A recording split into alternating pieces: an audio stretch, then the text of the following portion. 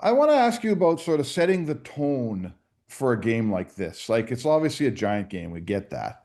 But, people think that every coach goes in with a big, like, Hoosiers Mighty Ducks speech where the coach has all these things he wants to say and what kind of tone do you try to set for your team to, as a coach, to put them in the right mind frame for a game of this importance? I think it starts almost immediately after the game. And the players are always looking for answers about why things happen the way they did, what adjustments we can make. So I think, whether that's talking to a few individuals, then getting to the whole team, and then leading up to the game of having a message, and whether that's a big speech or a big tactical strategy. But I think players today are always looking for answers and finding out what the best message is to give to them. So, we're in the Stanley Cup Finals. It's a little bit different than if it was a dog day game in December or January, where it's mid-season and it's tough to get going for when you're on the road. We're in the Stanley Cup Finals, so motivation isn't quite the same level. Obviously, I think the most important thing is having focus and direction for the players to go out and play their best. Next, we'll go to Mark Masters. Go ahead, Mark. Kris, Sam Bennett's obviously on a great run in this year's playoffs. I'm just wondering what you feel like your group can do better moving forward to slow him down or contain him. That's a collective thing for our team. I think the more time we spend in the offensive zone, the better. Easier we can break the puck out. We're not in the offensive zone, giving up chances off their forecheck. Yeah, I don't think there's an individual thing where it's one line playing against that line or Sam. Obviously he's a very good player. He's going to get some chances, but they've got a good team, so our focus can't be on solely one player or one line.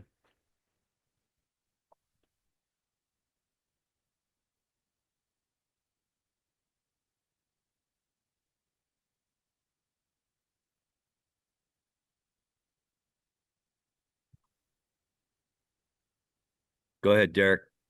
Oh, hey, Kris. Just a couple of housekeeping things here. First off, can you, what is the status of Ryan Nugent-Hopkins tomorrow? Ryan is going to be a game time decision. Also, are you contemplating a goalie change or any lineup changes for tomorrow? Yeah, we will have likely a lineup change. We haven't confirmed that. We haven't discussed that with our players yet, but there are some things that we've been thinking about, and there might be a lineup change. Next, we'll go to Stephen Wino. Stephen, go ahead.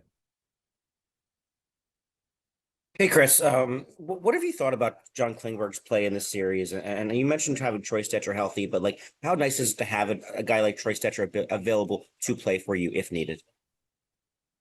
Troy's been very valuable to our team through the regular season, the playoffs, and I think probably one thing that we as a coaching staff appreciate a lot from Troy is just how dependable he is. No matter if he's playing um, big minutes regularly, hasn't played for a long period of time, anytime that we've needed him, he's given us really good minutes and usually not making mistakes.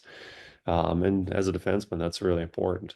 As for John's been great through the playoffs. He's got us through a lot of rounds. We wouldn't have got through those rounds without the contributions that he made.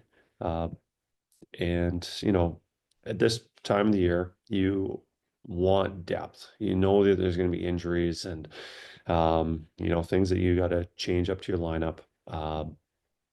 But yeah, we're blessed with having an abundance of good players. Right now, we're needing it up front more with the injuries to Zach Hyman. Um, Fortunately, right now we've been very fortunate on not having many injuries on the defense, but you know, it's nice to know that we've got Troy being available, and whether he gets in next game or sometime in the series, we know what we're going to get from him. Next up, we'll go to Ryan Rashog. Go ahead, Ryan.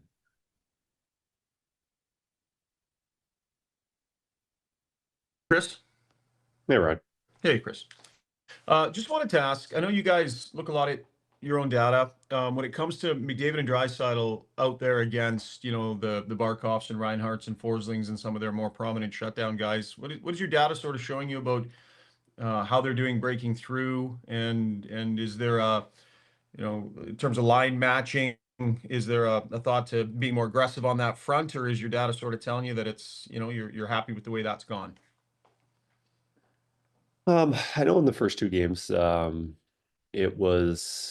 they were very successful, creating chances. Um, I'm not sure exactly how many minutes. I know the third period of game two, they had a lot of good looks. Obviously they broke through and scored, but that was a 6-on-5 goal. I think with what we have right now, to run those two together for long periods of time makes it more difficult for our depth on our team. I think at points it's very beneficial to have them playing together, but especially with the absence of Zach Hyman, it makes it a little more difficult putting those two together just because of the depth of our lineup. Next up, we'll go to Greg Wyshynski. Go ahead, Greg. Thank you. Thanks, Chris. Two goalie questions. The first one, are you prepared to name a starter yet for Game 4? No, I'm not. And as part of your thinking, I was curious, obviously Calvin was playing really well when he got hurt, and then obviously him getting hurt is the reason Stewie's in there now. And I was wondering how Pickard played before the injury factors into any decision that you might make for Game 4. Yeah, Calvin was playing really well. But I think we've always felt confident in Calvin. Calvin's always been a guy that's been able to come in and given us good quality starts, whether he's going back to back and I shouldn't say he's gone back to back very much. Last year, I don't think there was any games back to back until the playoffs that he played. This year, he was getting into back to backs later in the year when Stu was hurt, and then obviously the 5 or 6 games that he played in the playoffs, he did tremendously well. So it's nice having that confidence in him, but I think we've always had that confidence in him because some guys need a rhythm flow, and you're not sure what you're going to get from him. Very similar to what we talked about with Stetcher earlier, but it's just nice having that ability, confidence that a guy's ready if we needed him. Take a couple more. Next to Dave Levesque. Go ahead, Dave. Hi, Chris. Game 4 is very pivotal, very important, especially when the series is 2-1. Do you approach it differently than another game, or you have to remain even keel and take it as any other game?